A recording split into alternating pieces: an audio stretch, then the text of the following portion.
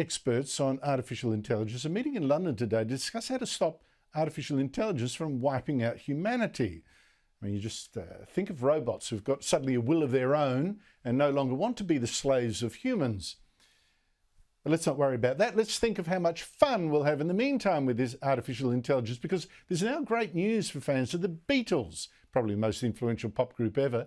Tomorrow, the band is going to release its last song. It's called Now and Then. Release it 43 years after John Lennon was murdered. And this recording is one of the gifts of artificial intelligence. Now, Lennon had actually been working on this song, recording himself singing and playing on the piano, and after his death, his widow, Yoko Ono, told drummer Ringo Starr she'd found the tape. I was talking to Yoko, and she said, I think I've got a tape of John.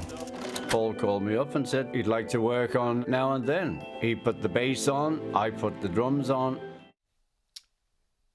Now, the three surviving Beatles back then did try, this is a quarter of a century ago now, to record the song by playing along with John's voice and piano, but it just didn't work. The technology then couldn't separate his voice from the piano, which was too loud, and the sound, by the way, from the cassette was pretty lousy anyway.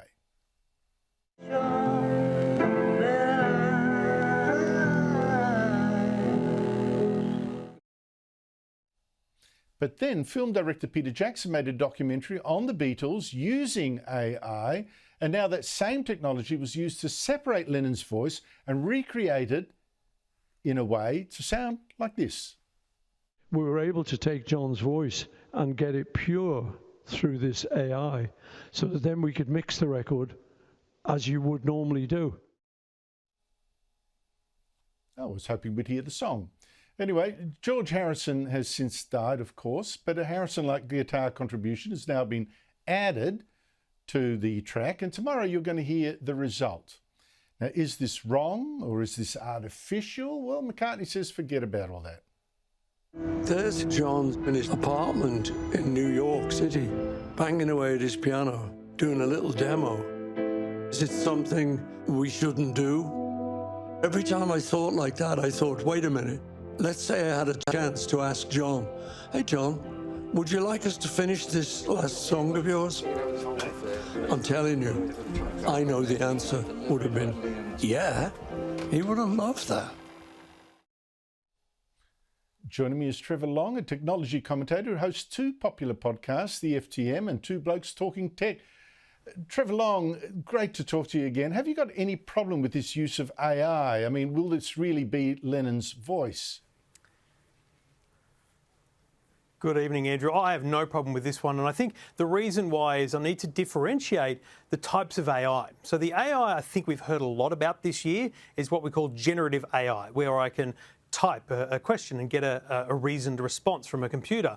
The type where a face can be generated as if it's talking. The type where a person's voice can be cloned and used artificially by typing words.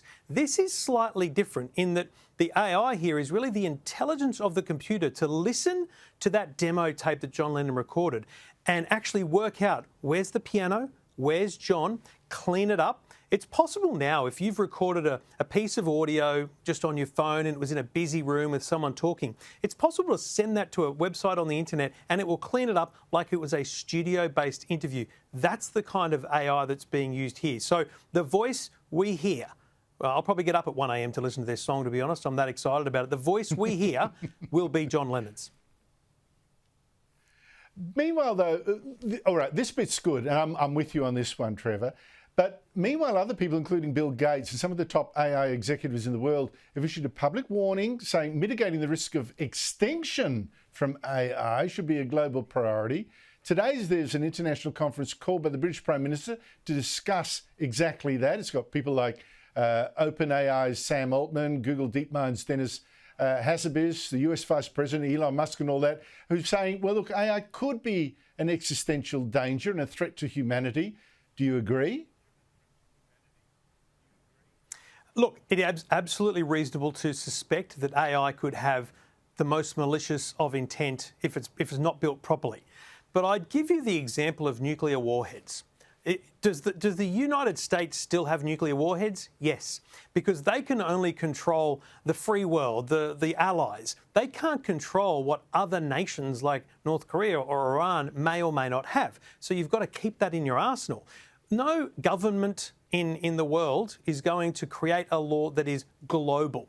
And so even if the United States, Australia, the UK and a bunch of 50 other countries all say we need this to happen with AI, that doesn't change what happens in the other hundreds of countries. So unfortunately, we need to be aware of AI, and we're better off building AI defences to ensure that we can see it and detect it and hopefully prevent any misuse of AI.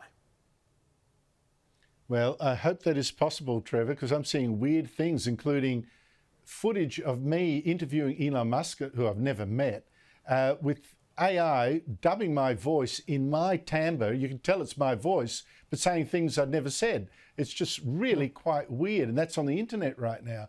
Trevor Long, thank you so much indeed for your time.